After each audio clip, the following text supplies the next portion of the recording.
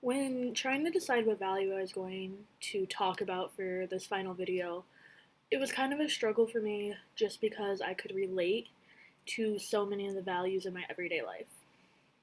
But throughout the entire course and talking about each one, doing discussion posts on each one, I finally decided on doing community. And my reason behind this is because community is so important to me, and growing up in a small community really made me who I am today, and it really helped me decide where I was going to go in life. So, the value I'll be doing today is community. So, a little more on why I chose the value of community as well.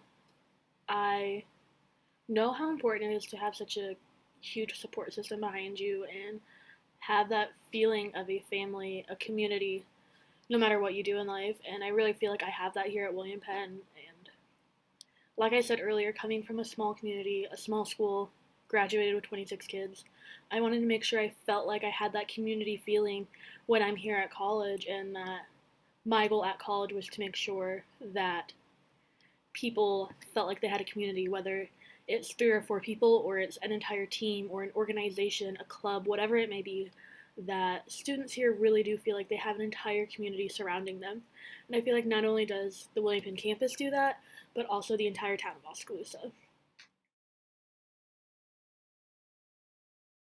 I see the value of community fitting in a lot to my everyday life and in my own personal life as well. From a young age, I was taught just how important it is to be a part of your community, be active in community, love your community. No matter what, you're not always going to get along with everyone. But if you want to be successful, you want the people around you to be successful, and you want your community to be successful, you have to put aside everything else for the betterment of the community. One thing that really stood out to me, I don't think it was part of the community lesson, but it was the living on a dollar when they went down to Haiti, I believe, and lived on $1 a day. They relied on their community. When somebody couldn't afford to take care of somebody else, they went and got a loan from one of their neighbors because he had a good steady paying job. That's just part of the aspect of community, that if somebody's struggling, you go help them. If somebody is successful, you go and support them. You tell them how proud you are, and you continue to support them no matter what. And I think a lot of that has to do with the fact, like I said, growing up in a small community is probably the biggest blessing of my life. And I want nothing more than to continue to live in smaller communities. I am a city girl. I live in a bigger city, Omaha, Nebraska now, but growing up in Wayne and Wakefield, Nebraska, Wayne was about 6,000, Wakefield was 1,000 people. Um, just really showed me that you can connect to people in more ways than you think through your community. Like, no matter what you do, it rubs off on your community. If you see people being positive, being active, taking a step forward to make your community better, other people are going to join in, and it's just going to make everything around you so much better, and you're going to enjoy being around your community so much more as well.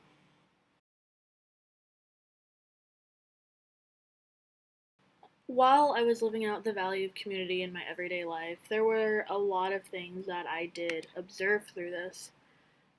One thing that I did was I definitely tried to put myself out there more and really embrace the community, embrace the people around me. And through that, I really found a core group of people that I consider my community here. And they aren't all just from my bowling team, but they're from other sports. I'm really close with some golfers and some track and field kids. But at the same time, I went to an event on Saturday where I hung out with some other Greek life members that aren't a part of my sorority, but are still a part of Greek life on campus.